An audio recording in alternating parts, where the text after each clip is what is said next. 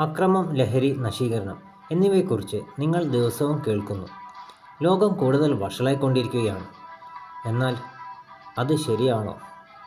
1950 ചിന്തിക്കുക. നമുക്ക് എല്ലാ വീട്ടിലും വൈദ്യുതി ഉണ്ടായിരുന്നോ?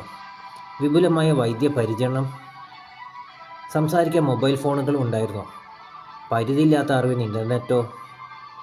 ചരിത്രത്തിലെ ഏറ്റവും പുരോഗമിച്ച കാലഘട്ടത്തിലാണ് നമ്മൾ ഇന്ന് ജീവിക്കുന്നത്. ഒരിക്കൽ അസാധ്യമെന്ന് തോന്നിയ പ്രശ്നങ്ങൾക്കുള്ള പരിഹാരങ്ങൾ ഇന്ന് നമുക്കുണ്ട്. പിന്നെ എങ്ങനെയാണ് ലോകം മോശമായിരിക്കുന്നത്? ഉത്തരം നമ്മുടെ മനസ്സിലാണ്.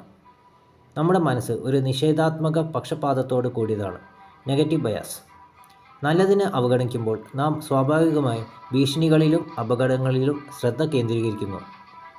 പുരാതന കാലത്ത് കാട്ടിൽ അതിജീവിക്കാൻ അത് മനുഷ്യരെ സഹായിച്ചു. എന്നാൽ ഇന്ന് വാർത്തകളും സോഷ്യൽ മീഡിയകളും ഭയം വർദ്ധിപ്പിക്കുന്നു. എല്ലാം തകരുന്നു എന്ന മിഥ്യാധാരണയെ ശക്തിപ്പെടുത്തുന്നു. എന്നാൽ ഓരോ നിമിഷവും നല്ലതും ചീത്തയും ഒരേപോലെ നിലനിൽക്കുന്നു. അപ്പോൾ നമുക്ക് എന്ത് ചെയ്യാൻ കഴിയും? 4 കാര്യങ്ങൾ. 1. സാങ്കേതിക വിദ്യ വിവേകത്തോടെ ഉപയോഗിക്കുക. ഓരോ മോശം വാർത്തകൾക്കും 3 പോസിറ്റീവ് വാർത്തകൾ തേടുക. പോസിറ്റീവ് ആശയങ്ങൾ പങ്കുവയ്ക്കുന്നവരുമായി സമ്പർക്കം പുലർത്തുക. പഴിചാരാതെ ഉത്തരവാദിത്തം ഏറ്റെടുക്കുക. പഠിക്കുക, വളരുക, സംഭാവന നൽകുക.